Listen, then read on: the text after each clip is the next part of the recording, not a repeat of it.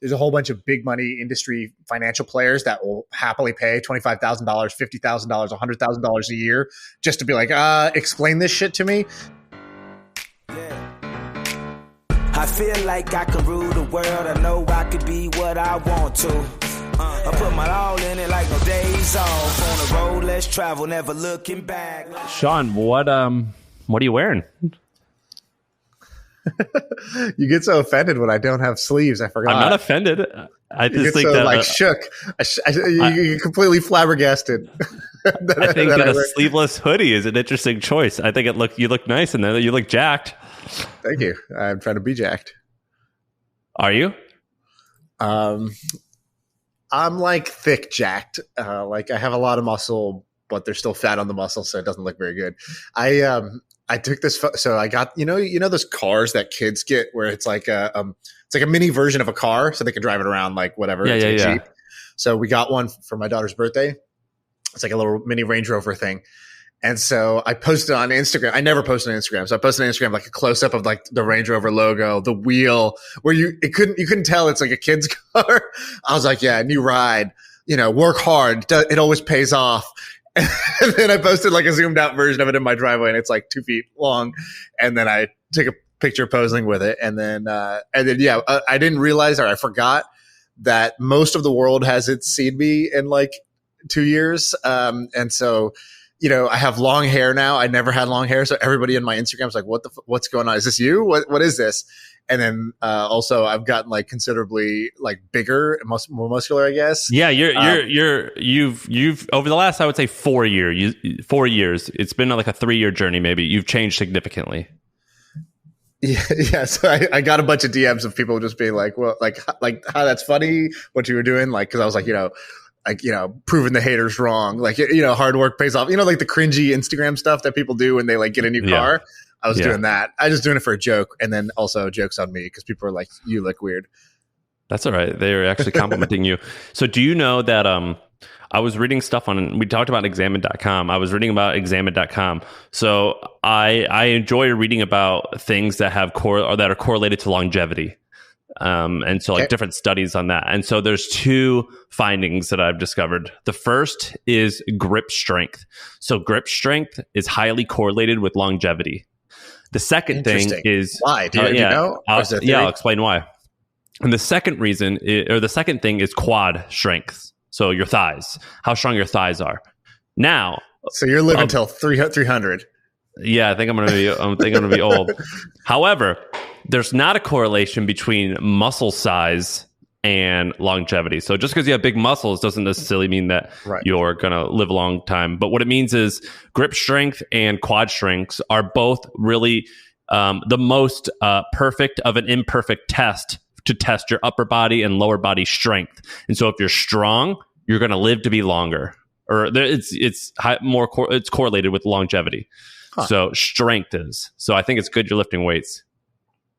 Yeah, but I feel like my grip strength and quad strength is not great. And I also feel like that's not what the show is, and nobody cares about my grip and quad strength. But I do think it's cool. The longevity thing is cool. I've been like, you have these things where you're like, okay, I'm not doing a project in this area. It's not my work. It's not my job. I also don't even really know what I'm looking for, but I just keep going down this rabbit hole. I just keep watching videos or reading stuff or kind of like talking to people about this thing. And I don't have like a destination I'm trying to get to. And that's what it's been with this longevity, anti-aging stuff. I've just been watching a ton of interviews and reading about a bunch of the science about what is the latest in this space. I think I talked about it on the podcast, that guy, Aubrey Gray. DeGray, yeah. And then there's like Laura Deming. Do you know who she is? No. So she's I don't know if she's an entrepreneur. I think she's kind of like, she started doing this when she was like 16. I think she was a Teal fellow. So she dropped out of college to take the Teal fellowship, which was basically Peter Thiel made this thing where it's like, I'll give you $100,000 if you just drop out of college and work on whatever project you want to work on. So he's paying people to drop out. And so she took that and she was like, okay, do I start a company? Do I do this? Do I do that? And I think she ended up creating something called the Longevity Fund. And it was the first major, I don't want to say first. It was one of the first, at least, major VC funds that was like, only investing in anti-aging and longevity companies. And so she raises money. She's still probably, I don't know, under 25. And, but she's like, a veteran in this space now. So I think she worked under Aubrey de Grey, and then I think she, or knows him at least. And then she's got this longevity fund, and she was talking about like, what gives her hope? Like what breakthroughs or advancements make her think, oh shoot, like the progress is really being made? And like, what are some things where 10 years ago you thought this would be here by now, and we're still 10 years away or more? And I feel like there's a bunch of like self-driving cars is like that. People have been thinking about this for a long time, or VR. People have been thinking about it for a long time. It always feels like it's 5 years away, but it never hasn't clicked yet, but you do feel like it's inevitable. And that's kind of like what anti-aging is. Yeah, I've been reading it a bunch. One of my favorite books is it's like the pop culture version of all this, Blue Zones. Have you read Blue Zones? No. What is that? You don't know what the Blue Zones is? No. Blue Ocean, I know, but not. All right. So the Blue Zones is fantastic. So it's a book that studies 5 different cultures that have an incredibly high number of centenarians. So a large population of people who are above 100 years old. I believe the 5 locations are the Seventh-day Adventists, which is a religious crew in mid California. Then there's a group in Japan. There's an area in Greece, an area of Korea, and maybe Costa Rica. I forget the other ones. And he tries to narrow down to the handful of things that they all do. And those things include eating meat and vegetables, particularly large amounts of vegetables, drinking moderately, not exercising vigorously, but exercising like walking to work or walking around all day. So the Seventh-day Adventists, they believe their body's a temple, and so they walk throughout the day and they work jobs where they got to lift stuff above their head, but they don't exercise in the traditional sense. They don't damage their body to try to get super sore and grow the muscles. Yeah, and they undereat. They don't overeat because they believe that their body's like sacred. And then a few others are the old folks don't go to nursing homes. They stay at home, so they have a stronger sense of community. Typically, they drink moderately. I also believe a lot of them have some type of religion or spiritual thing that they're like looking towards. Right. And that's mostly it. But there's maybe a few more characteristics that they all share. And do you, there's a whole bunch of like drugs that are like, possibly linked to longevity, like whatever, metformin and stuff like that. Have you dabbled in any of those? No, but as of today, for the past handful of months, I've been taking a variety of magnesium, ashwagandha, the thing that you mentioned, right? What's it called? L-theanine. It's one of those words that like I write all the time, but I never pronounce. Right. Theanine, yeah, I think that's the one. Kava, and I believe that's it. But I have been interested in some of that stuff. I just haven't. What's it called again? It's called I forget the stuff that's proven in mice for longevity. I don't know, rapamycin or something like that. Rapamycin. Yeah. Anyway, I'm interested in longevity stuff. We'll have to talk about it. I don't have Slack open, by the way. If you're going to message me, I don't have Slack open. I've got Zencaster. No, I was just Googling like some of the things we were talking about. Yeah, it's all meant for like lower mood. Also, the blue oceans, a lot of it, they have low stress. Right. Yeah, I think this stress is the killer. That's what some people talk about with Warren Buffett, because Buffett's diet is like famously garbage. Like soda and McDonald's. Yeah, I think he eats McDonald's for breakfast every day on his way to work or something like that. Like a sausage McMuffin every day. I remember watching some video following a day in the life. This was like 10, 15 years ago. So maybe he's sharpened up. But at the time he was saying this is what he does every single day. And then he drinks Diet Cokes and he eats M&Ms. It's like all his portfolio companies, that he like lives by, like basically. Candy and shit. And so, it's like shocking because he's in pretty good health, and he's got his wits about him, even though he's almost 90 years old or whatever. He's like very sharp mentally, has high energy, that sort of thing. And obviously he's still performing like extremely well at his job, even at that age. And so, so a lot of people are like, well, that defies the odds. And then some people say, well, one thing that Buffett does right, he may do a lot of dietary things wrong, but one thing he does right is he has extremely low stress. And it's if I was betting, I would bet that stress ages and hurts you more than any other like dietary input. Now I'm not a scientist. This is just like my observation of people. I could see people who are glowing, who have high energy, people who stay healthy and who don't. And it's like, if I looked at what in my life, the people around me, what would be the common denominator? It's actually not their diets. It's more of their stress and their mindset. Yeah, it's hurt me in the past. So we're on the same page. Do you want to talk about the results of the NFT thing? Yeah, dude. I mean, it's kind of insane. We we did this NFT auction, which was here's like the quick summary if you didn't follow. So basically, I'm really into crypto. I did this thing called Crypto Week where I was just deep diving, and my goal was to actually use all the different parts of crypto, not just like be an investor, but like be a user of what they call Web3, which is all these different technologies, different things you can do. One of which is NFT. So I bought some NFTs. I played with the tools to help you value them or scope them out and all that stuff. And the last thing I did was I wanted to mint an NFT. And I thought, all right, what would be an NFT I would do? Well, we're not great artists, so I'm not going to, I'm unlikely to have this visual art that just like speaks to you.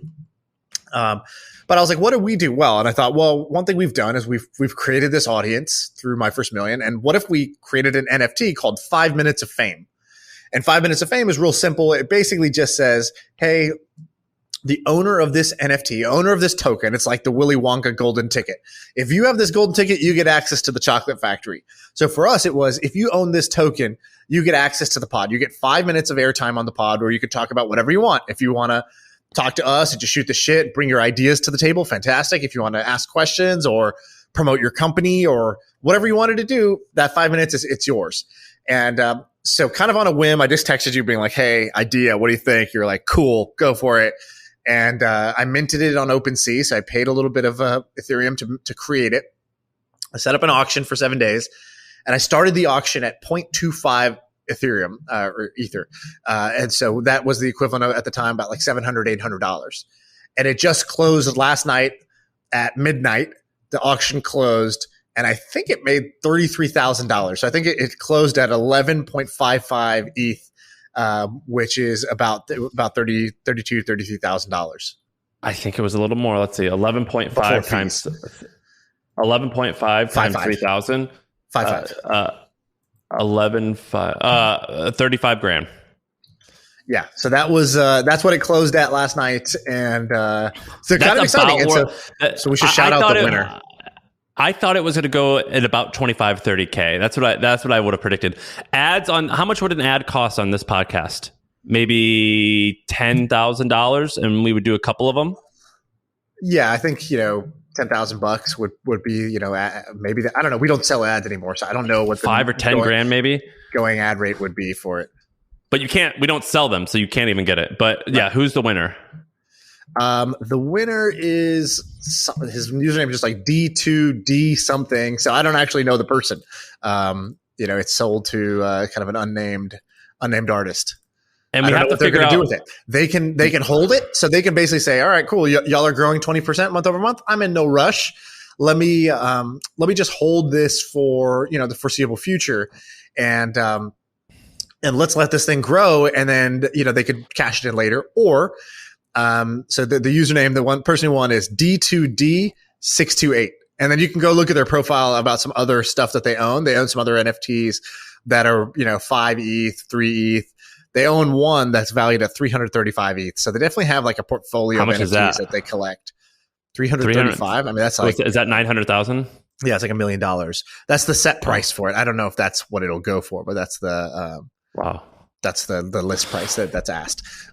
So anyways, this person won, and they can sell it. So they can just say, cool, I'm going to flip it. They can use it. The way they use it is they send it to our wallet. So they'll have to burn it by sending it to our wallet, which takes it out of circulation. And then that's how we know you were the owner of it and you cashed it in. All right. Let's you want to talk about Harvard? Yeah, we talked about this. We hinted at it last time, so let's do it. I think you did a bunch of research. Yeah, but I want you to kick it off and explain to me why you got interested in this. Basically, I've known about this for a while, so I launched Trends because I read all about this, and so I want to know what caught you. I think I brought this up on the podcast a little bit, but what caught your eye?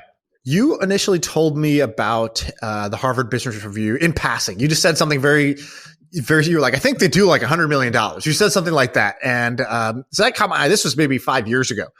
And at that time, I like kind of stashed that away. And then when we sold Bebo, one of the I did a brainstorm of like, would I start another thing? And one of the things that always interested me was education. I was like, okay, well, I like business. I mean, this is before the podcast even. I was like, I really like business and kind of digging into nerdy business stuff. Could I package that into a product? It became this podcast. But one of the ideas I had was, could I compete with Harvard Business School's HBR, kind of their media arm? Because what they do at the time, I was looking into their case studies. So what they do is, if you ever go to business school, and there's many business schools that do this, they have kind of like case-based learning, project-based learning, basically. And so you go into class and you get this printed out piece of paper that says, here's the scenario. You're the CEO of Sony and you're coming up with the new PlayStation and you're competing with Xbox. And right now, Sony's market share is going down and you need to figure out a way to get it to go up. Here's some of the background.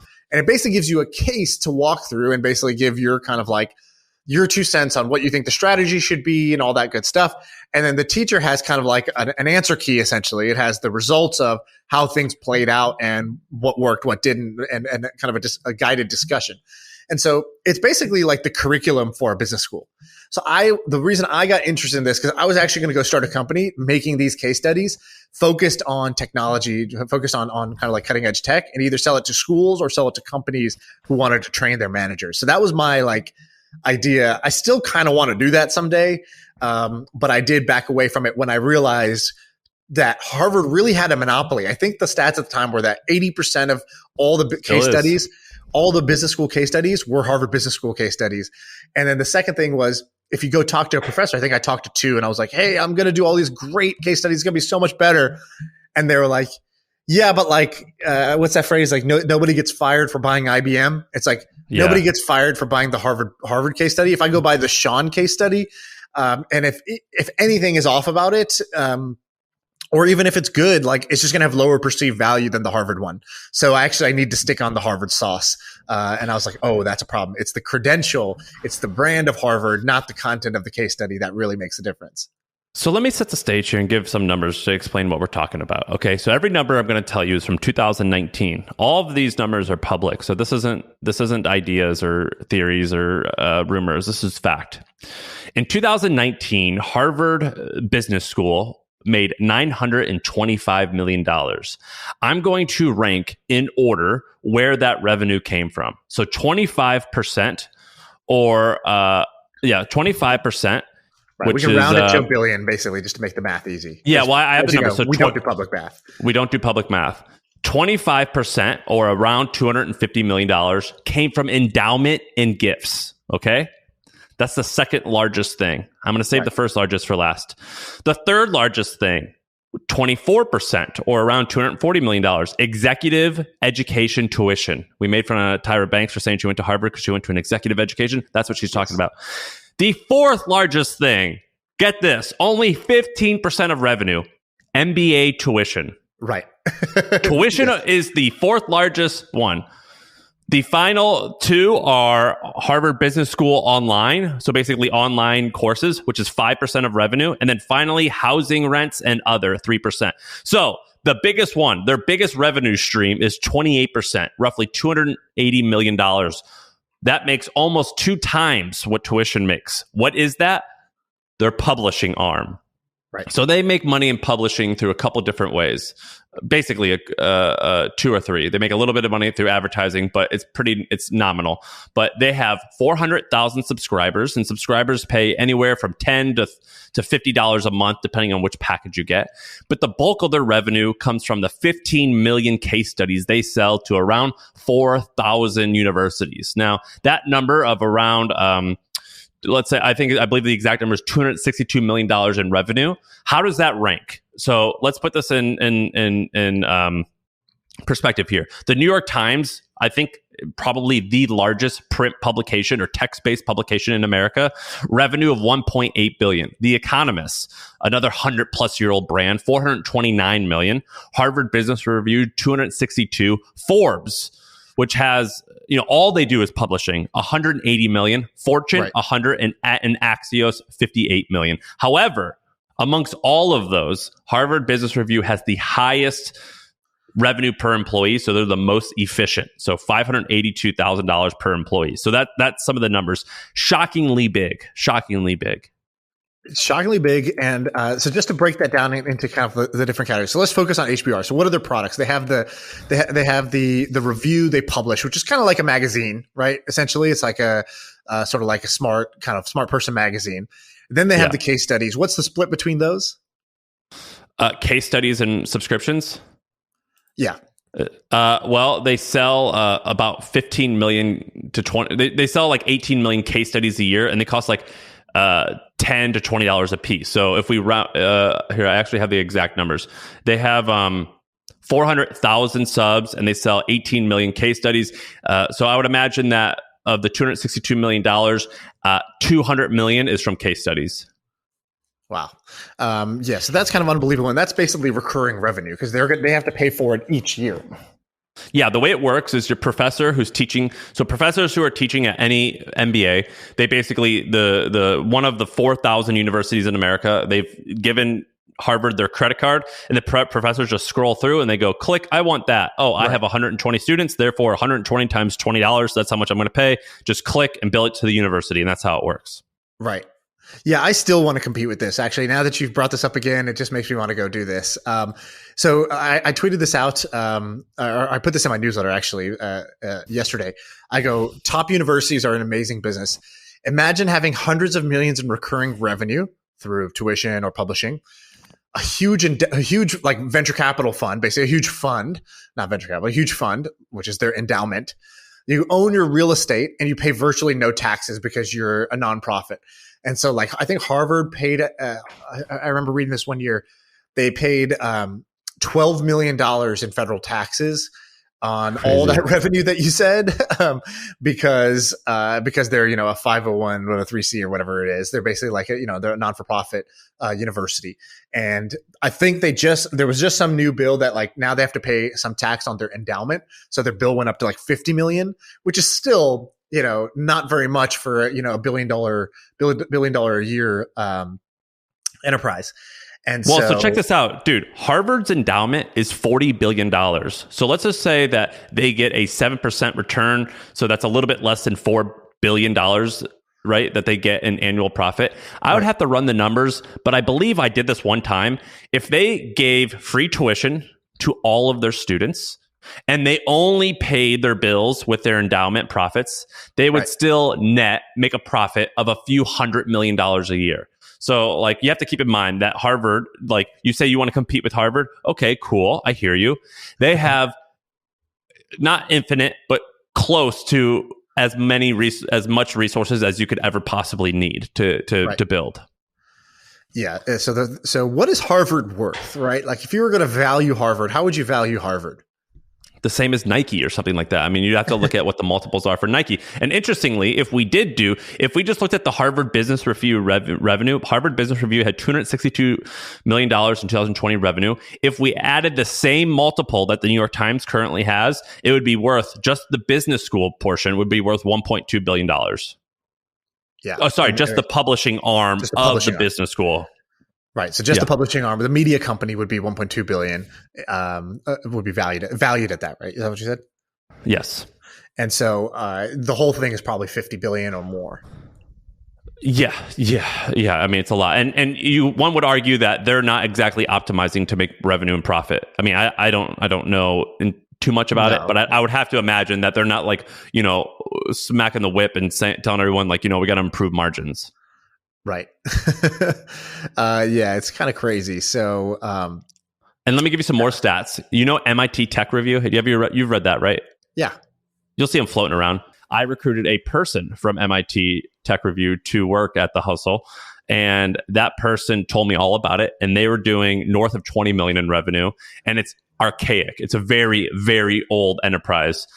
Columbia has a popular one. University of Virginia is the second highest sale of case studies. And get this, here's another big one. Oxford Press. Have you heard of the Oxford University Press? Yes. They own the Oxford Review and they make books. So they do close to $1 billion a year in sales. Wow. From their book publishing. From their book publishing. Yeah. And case studies, but lots of books. All right. So how would I do this? Sorry, let's brainstorm with me. So I think people get the idea that, hey, these are much bigger businesses than you would have thought. What would you do if you wanted to go get some of this action? If you said, wow, that's a lot of money being spent on, let's just take case studies. Well, look, now, so you're advising your buddy Shaan. Shaan says, you know what? I think I want to do this, but I don't have the angle. What would you say? So I did this, dude. So my company, Trends, the ones that I just sold, we did this. At the end of this year, Trends will potentially be a 10 million plus a year recurring revenue business. Right. So we did do this. We built this exact thing. And if I owned it and was trying to make as much revenue as possible, I would start in knowing what I know now, I would charge probably 10 times the price. So I'd probably charge $20,000 or $30,000 a year. Well, $10,000 to $30,000 a year, and I would start in different niches, and I would slowly start checking off the box, and I would build this elite kind of scary brand, something like a Viacom or a Blackstone, something that has this like, or right. like, what's the university that starts with a D? Dartmouth, like something like kind of like cool sounding. I think what's the research report? Okay, here we go. Yeah, we got the yeah, or Gartner. We'll just call it like I don't know. I would have to look around and just like, it's like your porn star nickname. I'd be like your favorite piece of furniture, right? And you're like, it's like the hardest metal or rock surface near you. Okay, granite, and then like a word that means research. Yeah, we're gonna call it like Macklin Inc., like the street that I grew up on, Macklin right. Inc. And you start doing these and you hire salespeople. You do build like a gardener, and then I would branch down and start hiring a few more pop culture centric writers. And then I would do a little bit more broad one. But this is what Gartner did, and Gartner's has a significantly large business. And doesn't Priceonomics do this too? You know about them. They tried to, but they didn't execute that well. That doesn't mean the business sucks, but they failed at executing it. I think they ran out of steam or lost interest. I see. Okay.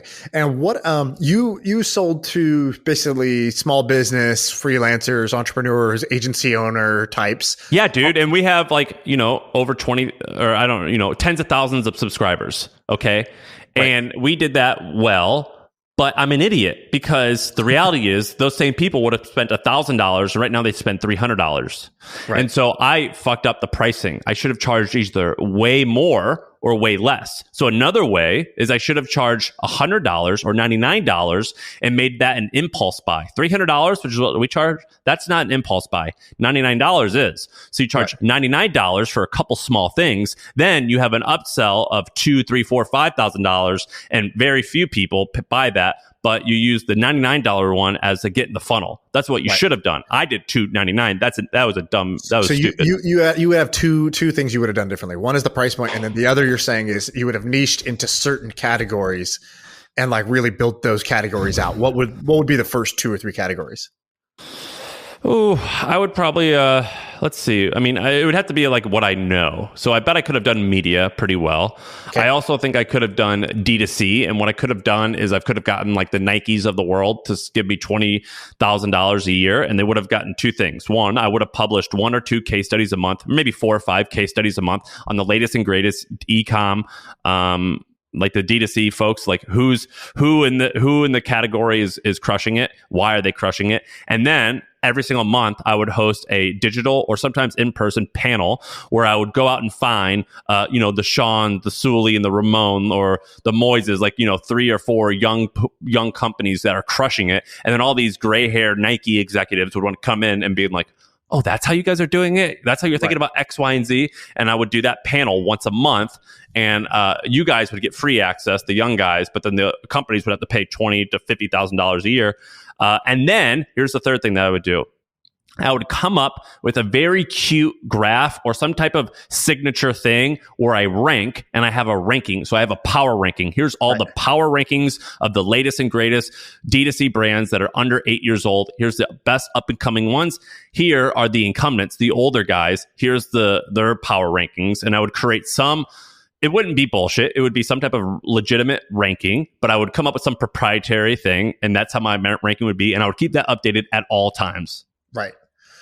Yeah, I agree. And I think you could do this right now in crypto. That was a great idea, by the way. The idea I just gave was great. It was a great idea. That would fucking work. That will work. Yes, it was an absolutely great idea. Now, I think you could do this in other spaces. I think you could do this in crypto. Why? Because there's a whole bunch of different brands to keep track of, all the different tokens. There's a whole bunch of big money industry financial players that will happily pay $25,000, $50,000, $100,000 a year just to be like, explain this shit to me and tell me what crypto I need to would be way to. Easier. Crypto would be way easier to sell than D2C because crypto is fear-based. So you want anything that's fear-based. Exactly. And it goes after the biggest wallets. People who like, it's one thing to say, oh, these brands are crushing it. But if you know which tokens are crushing it, which networks are crushing it, you can actually make money off them. And on the other side, you're afraid of them if you're the incumbents that have huge wallets. So I think that's why it's better. Additionally, with crypto, you've got all these guys like Shaan and Jack Butcher who are spending 24 hours a day on Discord and Twitter and like studying. And they're like, oh, Kevin Rose just tweeted this out. And then you have some gray hair guy at Morgan Stanley. They're like, why do I care what Kevin Rose does? And what the fuck is Discord? And you're like, yes, exactly. Forget about it. I'm just going to spoon feed this to you. Like, big name influencer just tweeted this. Likelihood of it getting big, pretty high. Right. You know what I mean? Yeah, for sure. Yeah. So I think that's something. By the way, if somebody does this, let us know. There's a guy who reached out. I got to show you this. There's somebody who reached out that said, hey, you guys were talking a while back. I think I came on the pod one day and I had this idea. I was like, somebody needs to do Barstool for tech. And this person reached out and they're like, hey, you had this idea a while back. I want to do it. I'm actually pretty uniquely qualified to do it. And he explained why. Like, I did this, and I did this. If anybody can pull this off, it's me. And I'm like, actually, that's actually pretty believable. And so I'm gonna like kind of help this person, think it through and maybe launch this thing. So I'm gonna share that with you. But I love when ideas come to life with a legit operator. By the way, I also hate the exact opposite. Hey, I love that idea. Would love to talk to you about it. No thanks. Yeah, I'm just like zero appeal in that one. Yeah, I think it's far more appealing to someone say, oh, I've been working on this for 3 months. I've made $15,000 so far. Exactly. Like, okay, let's talk. I have a stock reply now, which is like, hey, glad you like the idea. Would love to support, but I get a bunch of DMs all about the same idea every time we release one of these. So my rule is basically if somebody shows me that they're actually like, there's a lot of people who talk about it, very few people who do things. If you end up doing something, actually building a product, getting some users or making some money, definitely hit me up. That'll get my attention and I'll happily help then. But just for, peace of mind, I can't help everybody who just says, that's cool. I'd love to think about it. Dude, that's so much nicer. I just say, let me know when you have traction. That's usually what I say. I also, if someone comes to me saying they're considering working on X, Y, and Z, or they say, this was amazing, I'm starting to work on it. And then a month later, they say, this is amazing, I'm starting to work on this other thing. I say, oh, you are disqualified. Right. I will no longer think about it. Yeah. You're one of them people. You have no grit. I do not want to talk to you about if you jump from idea to project to project to project and you don't, without like a really, really good reason, you're done. Yeah. I just miss you. I'm super guilty of that, but I understand why you feel that way. And I think you're correct. Okay. Let's do some other topics. Let's see. What else you got? You got something else you got to do? No, you lead. You got something? Well, I see this Omaze thing and I kind of want to talk about that. And then there's another one, which let's do actually, I think this one's funnier.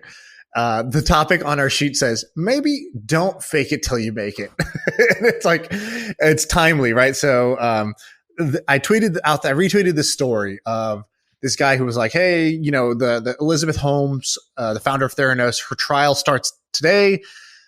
Funny story. I actually interviewed at Theranos after all the scandal happened. So I thought that was kind of interesting because there's a lot of people that were like, oh yeah, I met her back when everybody thought they were hot shit and it was a $10 billion startup and she was the next Steve Jobs. And I had this funny experience. This guy's experience was all the news had come out. And then a smart mentor of mine was like, hey, you should take a look at this role at Theranos, like this high level exec role. He's like, are you joking? And they're like, no, like, they're misunderstood and she's amazing. You should talk to him. And then like another person said it. He's like, okay, I guess at least I'll get a good story out of this. So he flies there and he interviews with her and he like kind of tells this story. I don't remember all the details, but it's an entertaining story. You can find it on Twitter. And actually, you can't because Twitter search sucks. But like, yeah, just take my word for it. It's an entertaining story. So the topic here is like, there's been a bunch of these, I feel like, that have like happened in the tech world lately. And I think in the tech world, there was this gospel of fake it till you make it. Yeah, that's the cool way to go about things. That's the hustler way. And then you see things like Theranos. You see Nikola Motors, which was like this like fake Tesla, basically, literally like took the name, right? Like Tesla was the inventor's last name. Nikola was his first name. So Tesla was successful. So he names his company Nikola. And he claims that that's not why he did it. But obviously it is why he did it. Takes the company public via a SPAC.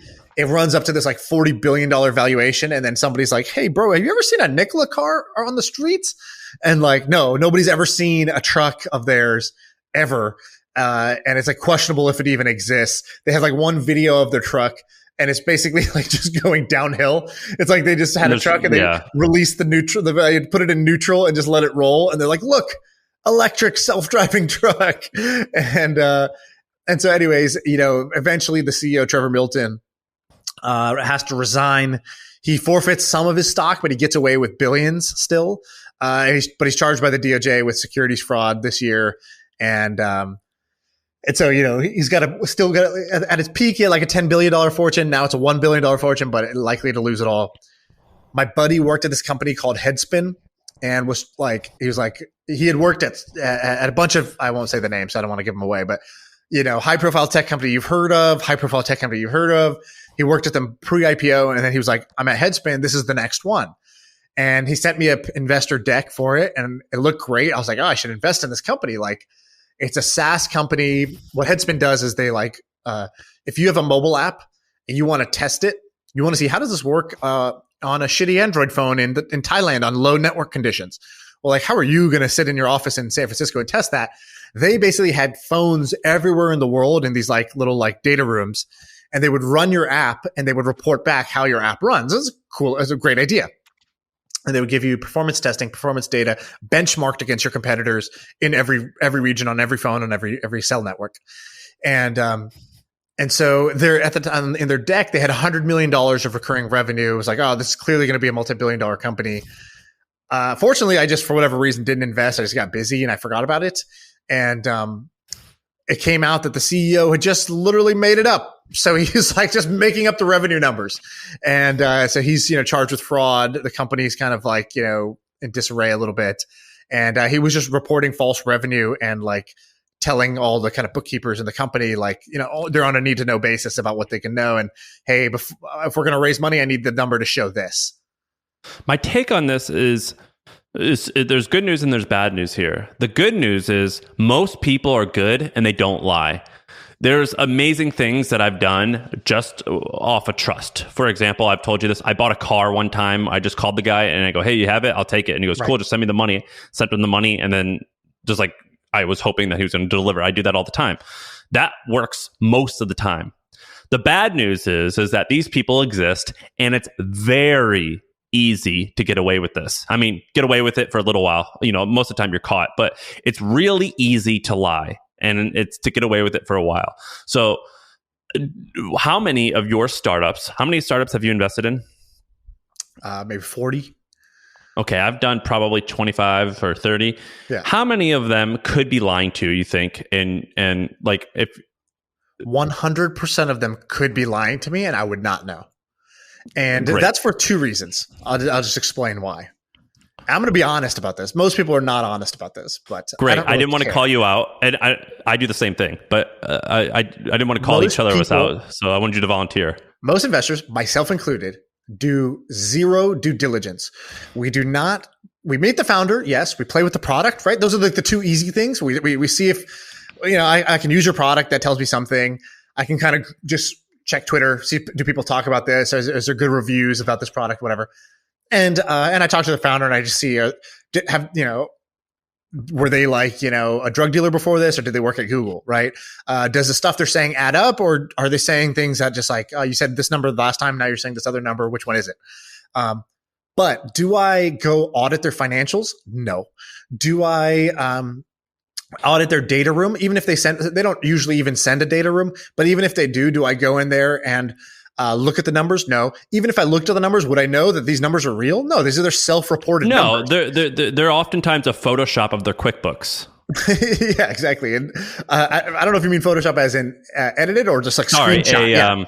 A screenshot of their QuickBooks, which could be photoshopped. Or their analytics tool. And it's like, oh, what does active user mean? It's like, it's a lot of effort to figure out what the heck they're talking about here. But, directionally, I can see what this is going. So I do so little diligence. Most legit investors do so little diligence. We are all banking on the fact that there's some angels out there. I mean, I don't mean as angel investor. I mean like good person on earth who actually does dig in. And I know some of them, they're rare and they only do it with a few companies. I can barely name them. That means I don't really know that many of them. I co-invest a lot with Ankur from Teachable, and he does diligence, and he'll send me. Ryan Hoover does diligence. Like when I meet with a founder, usually on the call within maybe 10 minutes, I've decided yes or no whether I'm going to invest. Usually no, but if it's yes, it's like I'm in principle. I'll even tell them that. I don't want to confirm. I want to sleep on it, but like I'm in principle. And I want to sleep on it is just because I've learned the hard way that like my impulse investing is not always going to be the best. So like there's no harm in letting it cool off and just digging in a little bit. But like Ryan Hoover, I send a lot of deals to Ryan Hoover. He sends a lot of deals to me. And he always is like, great, we're going to dig in and get back to you.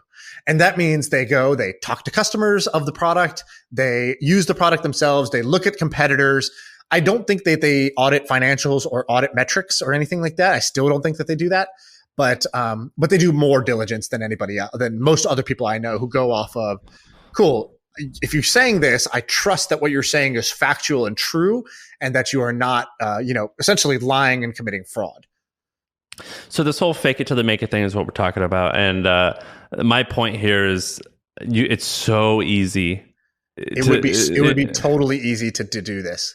Yes, intellectually speaking, it's obviously you got to be fucked up and you got to be willing to, hurt folks. But intellectually speaking, this is very easy to do. It's also easy to And by the way, if you're smart, even if you looked into it, it's easy to fake it. So like I remember one company we bought, we did an investment in a purchase of. We looked at their Google Analytics. We were like, okay, you're saying you have this much traffic. Let me see your Google Analytics dashboards. They send us access. We go in ourselves, not screenshots. We're looking at Google Analytics. Okay, all looks good. And then I don't even remember how this came out, but we looked at the code of the website, which again, most investors don't even know how to read the code, let alone are they going to take the time to go read the code. They put their analytics code on someone else's website? No, they had it on this website, but they were multiplying it. So they just doubled every event. So if it said one user's here, no, actually 2 users are here. So they just inflated by 2x. I don't remember exactly if they just put two, they told the pixel to fire twice or they were doing something else, but it was a multiply by 2 on their traffic and usage.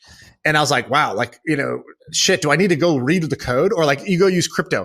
Am I really going to know how to audit the smart contract? No, I don't know how to do that. A handful of people on earth know how to do this.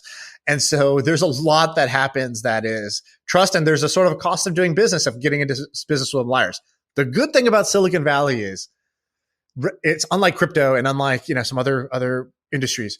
It is a long-term player's game. You see repeat players in the game. And so what that means is your incentive to have a good reputation matters. Now, does it fully matter? Well, no, because if you could be Adam Newman and you could walk away with, I don't know what he walked away with, over $1 billion, I think, out of the WeWork thing. And maybe his reputation is tarnished, but his guy's got $1 billion now, right? The size of the prize makes it worth it to like flush your reputation for some people sometimes. But at the early stages with early stage startups where I invest, your reputation matters more than what you can walk away with financially from that round.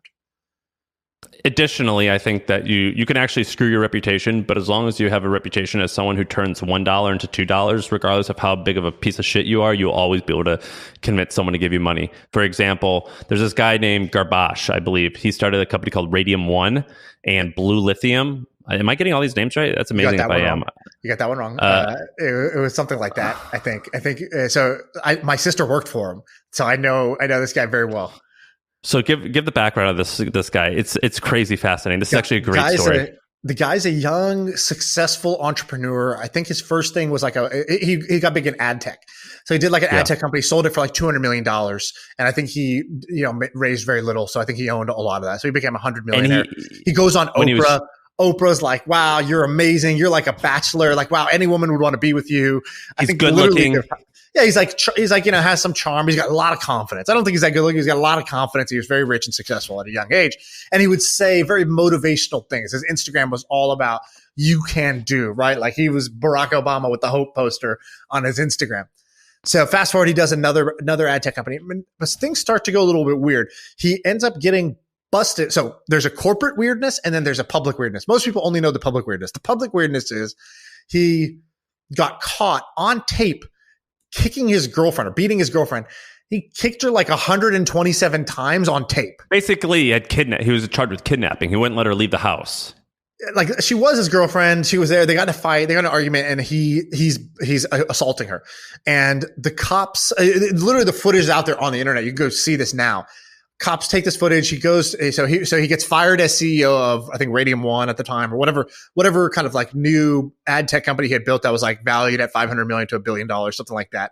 He gets kicked out as CEO because, like, okay, even though he hasn't been charged yet, dude, there's a video of you, beating a woman on the internet. Like, you're not the CEO anymore.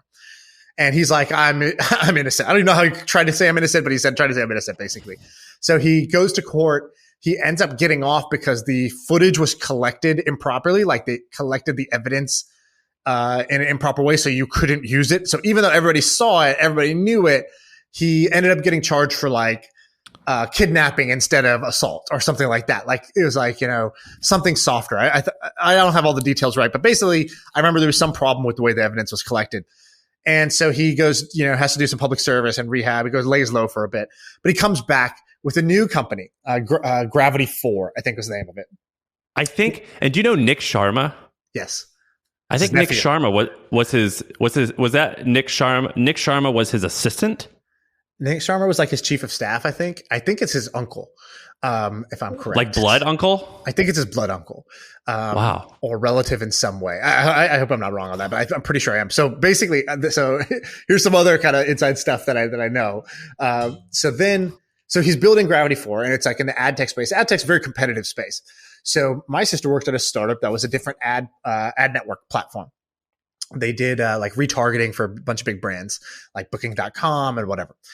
And they were doing all right, but they go and they start to pursue an acquisition. Why? Because Facebook's always changing the rules. And today we're a preferred partner, but tomorrow Facebook, might give that out to every agency or whatever. My business is very fragile. I'm super dependent on Facebook and being one of these preferred partners.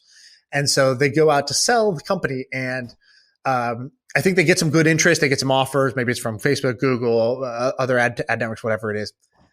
And Gurbash wants to buy the company. So this is what I heard. So, rumor. Birdie tells me. No, I can't confirm any of this. Birdie tells me that he hears about this. He goes to bid on it, and he's a low bid. He's not the winning bid.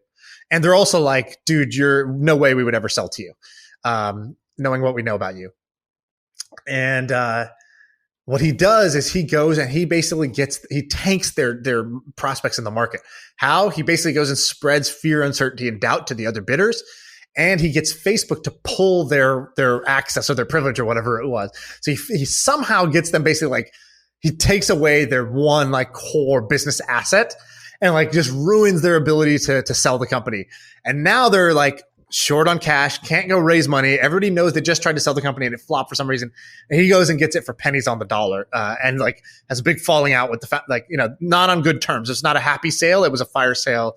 And, they got something out of it because they needed to get some value, but like against their will, sell to Gravity 4. And he's rolling up these ad tech companies.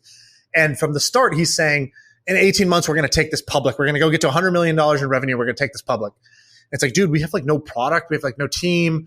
You're just buying these companies and we're supposed to like integrate them like instantaneously. Like you just bought 5 companies this month that none of them like are succeeding, and we're supposed to make them all work. And this was after he got caught. This was after he got arrested twice, I believe, twice for beating 2 different women. Both caught on camera. What, like blatant horrible crimes. This was after, right? And he's got like a bodyguard at the office, like this huge bodyguard that travels with him everywhere. He's got this like model, like supermodel, like a 12 who just comes into the office and out. That's his new girlfriend, I guess. I don't know what's going on there. Why would anyone work for this guy after completely erratic behavior? And like on one hand, like very ambitious, inspiring, and like you're seeing your shares go from 1 penny to he's saying we're going to go public at $1 billion. So you're like, oh shit, okay, I'm going to make $10 million if I see this out. Like I'm going to make $25 million if I see this out. Like, okay, maybe I should do that. And on the other hand, you're like, this is a house of cards. Like there's no, like we don't actually have like a stable product. We haven't integrated all these acquisitions. The revenue is a little bit flimsy because again, like we're just rushing this whole thing through.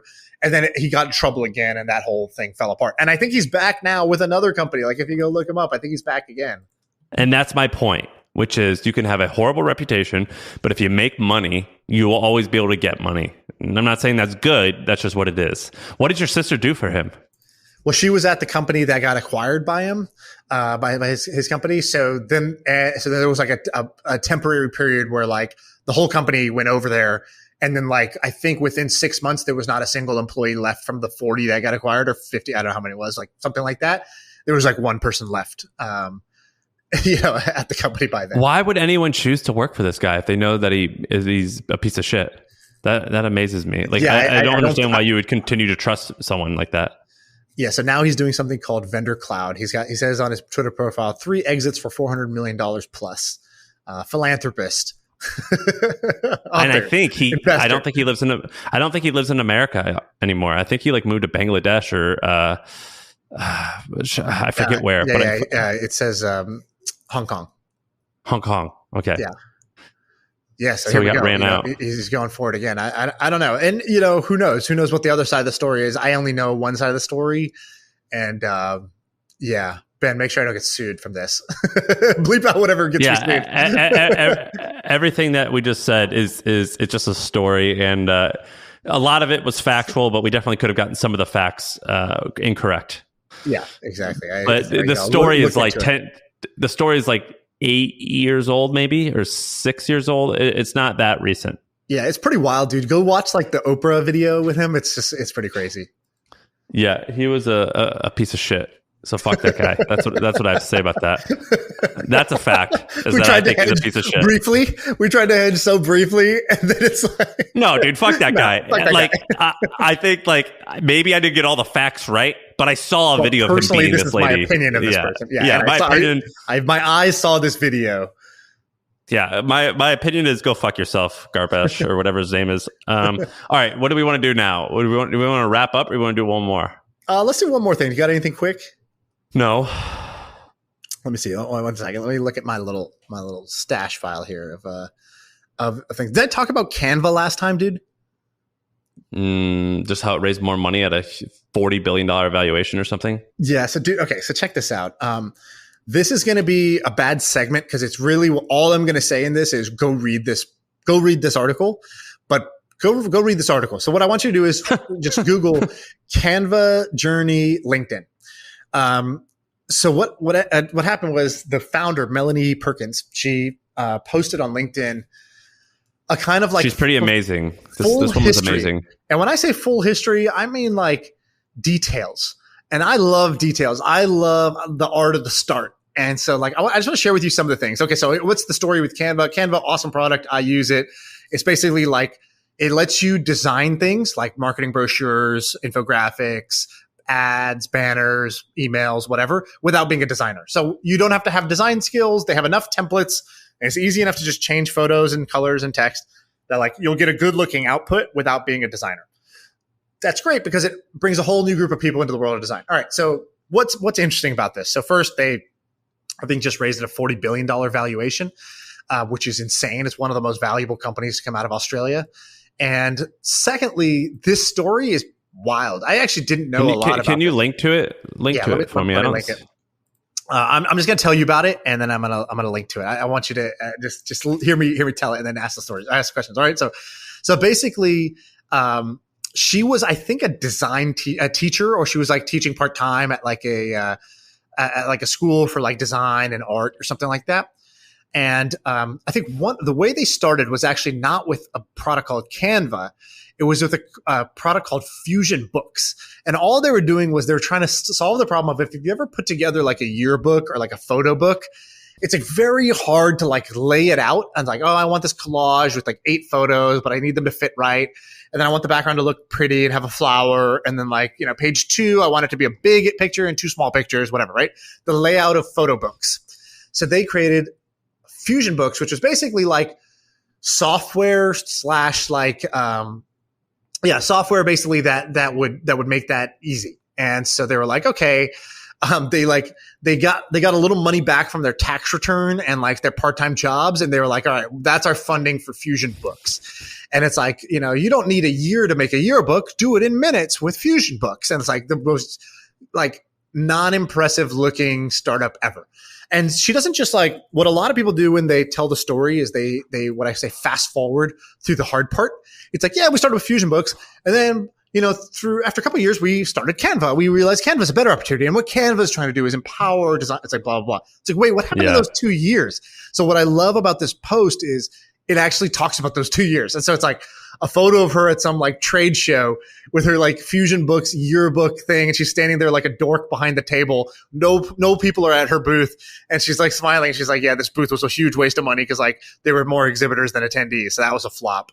And then like, she's like, I didn't know how to code. And like, we didn't know how to find a technical person. And so it's just me and my boyfriend trying to do this. And like, we convinced this one part-time engineer to do this, but like, here was the problems. And like, here's our printer. Oh my and God. We're literally printing yearbooks for people and dropping them off.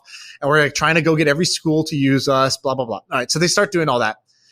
And so at one of these, what's it called? Like, I think it was like either a competition or like, inventor of the year, like, Western Australia inventor of the year competition. They come runner up. And she's like, I'm wearing this dorky suit. I'm holding this runner-up prize. But at that event, I met this guy named Bill Tai.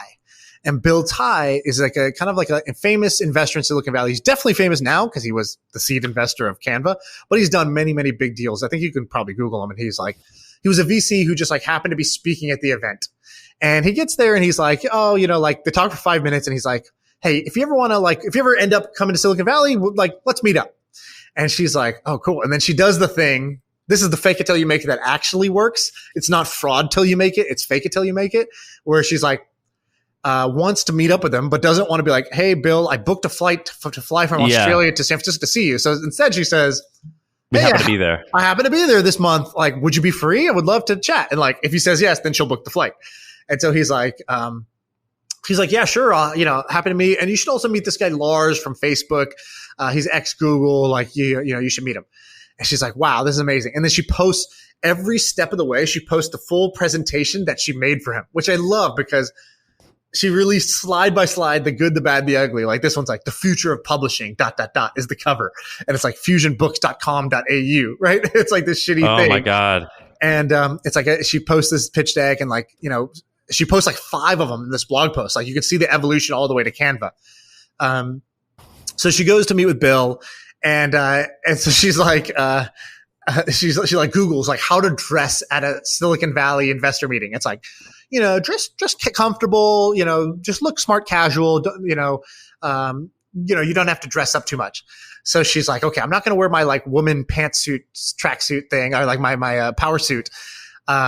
She like wore like, business casual. And then she gets there and he's like, oh, you didn't need to dress up for this, by the way. And she's like, fuck, I thought I was dressing down. She's like, I started off the meeting just like totally mortified and, whatever. And so then she's like, I presented him this pitch deck and, she's like, I'm explaining the future of publishing. And he's like, cool. Like, do you have an iPad or an iPhone? She's like, no. And like, you're telling me the future of publishing and you don't own an iPad or an iPhone? And she's like, shit. But she shows this slide in her thing and it's so funny, dude. You'll see it when you get there. So I'm going to send you the link now. Scroll down to where you see this cartoon character. It's like clip art cartoon character. And it says Fusion Books and it's right by the finish line. And there's a trophy at the end of the finish line that says the dominant online publishing system. That's the trophy for winning.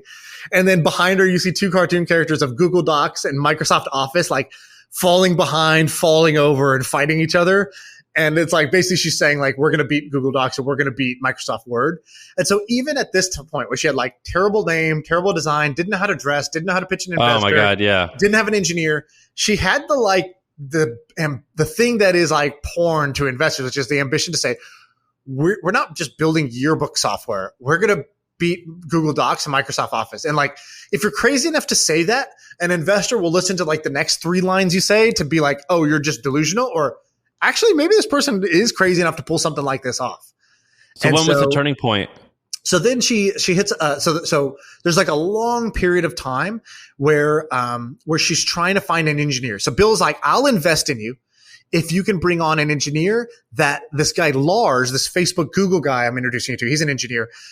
If he approves of the engineer, I'll back you, because then I think you have the software skills to pull this off. So she goes to Lars. She's like, hey, can you introduce me to some engineers? And he's like, you know what? Like, yeah, but it's hard to introduce you to engineers. How about this? If you find engineers, I'll screen them for you. So she finds like 20 engineers. He screens all of them and just thumbs down initial screening. And like, no matter how good she thinks the engineer is, he's like, not even close. And she's like, oh my gosh, she's getting demoralized, because she's like, Bill's not going to invest unless Lars signs off on the engineer. God. And Lars, like, I don't know what the hell he wants, but he's just not signing off on any engineer. And so this goes on for like a year. And so then she like hustles like crazy. So Bill Ty is famous for kite surfing. She had like kind of kite surf. So she's like, fuck it, I'm going to become a kite surfer. So then she's like, hey, Bill, I was just kite surfing. And he's like, oh, you should come kite surfing with me. So she like gets in with him again to like do this thing. Oh my God. Like, completely not the way I would advise anyone to do this, like just chasing one investor like this, but whatever, this was her journey. And so then she posts this thing where she like, talks about it. She's like, I was so down, like as Lars is rejecting engineer after engineer. She writes this note to herself and she posts it. She goes, Mel, you're extremely tired. You're in a challenging situation, though you could pull through. Nothing bad is really happening, but you're feeling depressed because you are used to achieving things quickly. This is a hard environment, and there's no doubt you will succeed. You will find the team that you need. You'll get the investment that you need, and you will build the company you always wanted. You have chosen to put yourself in a challenging situation. If it wasn't challenging, then you wouldn't feel satisfied when you get to the end goal. And I love it. Like she was like, writing herself these pep talks, and she posted it, which is like, kind of vulnerable to do. Anyways, dude, she looks exactly the same now. Like she's handled this woman. She's a CEO, right? Yeah. So she's been through hell building this business. She looks totally the same now. It looks like the stress did not bother her. That's crazy. I'm looking at these photos. I'm like, and these photos are 10 years old. She looks exactly the same. Yeah. I love this woman. So she goes, okay. So then she finally, okay, let me just fast forward some of it. She finds the engineer. Lars is like, hey, this guy is like the best engineer I've ever worked with. You should hire this guy. She's like, oh man, amazing. This guy's already pre-screened. So she talks to him. The guy's like interested. But he's like, oh, I got my own startup right now and I have a team of 6. I just can't do it. So she just checks back in like 3 months later. She's like, hey, how about now? And she checks back in again 3 months later. He's like, hey, about now. And one of those times he's like, yeah, you know what? Let's do this. And so he says, let's do this. She's like, oh, that's amazing. Blah, blah, blah. Let me fast forward this story because you should really just go read the post. But I have it up. This is amazing. There's a whole bunch of things like she posts every investor, like, or a bunch of investor rejection letters, which is just like, sorry, I just don't feel comfortable investing in Australia, or like, would love to stay in touch. It looks like we're gonna have to sit and wait this one out, or the valuation's too high, or it's pre-launch, or whatever. I don't think the timing is quite right. And she's just like, whatever. We just kept going, and then and so she recruits this guy out of Google. She like makes him Google almost retains him. And she puts a presentation. It's like, this is, I don't know his name, but let's just say his name's Greg. This is Greg. He worked at Google. He had a great life, but he started to get bored. He started to wonder, is there more for me out there? And each one of these is one slide. It's just like a little flip book. And it's like, and he thought to himself, what if I could go and help, a small team where I could bring my expertise and do this? What if I could bring the power of design to like 1 billion people on earth?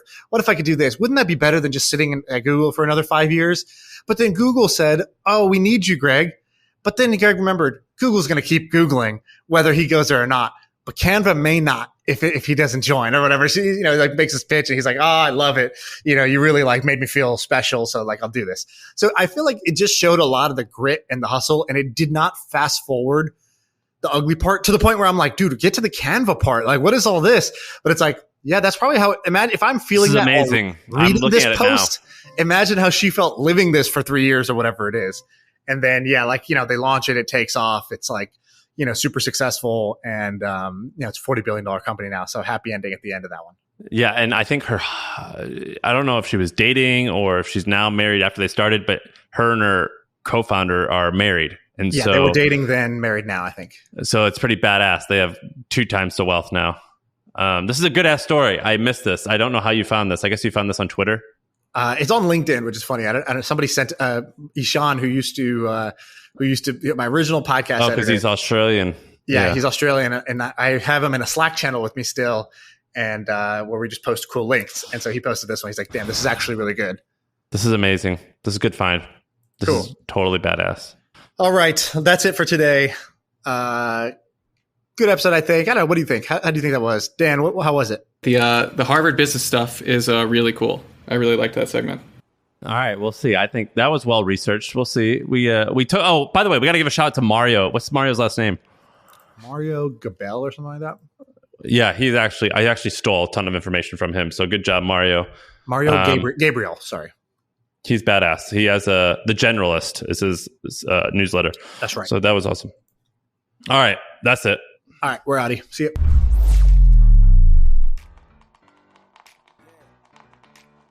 I feel like I can rule the world. I know I can be what I want to. I put my all in it like no days off. On the road, let's travel, never looking back.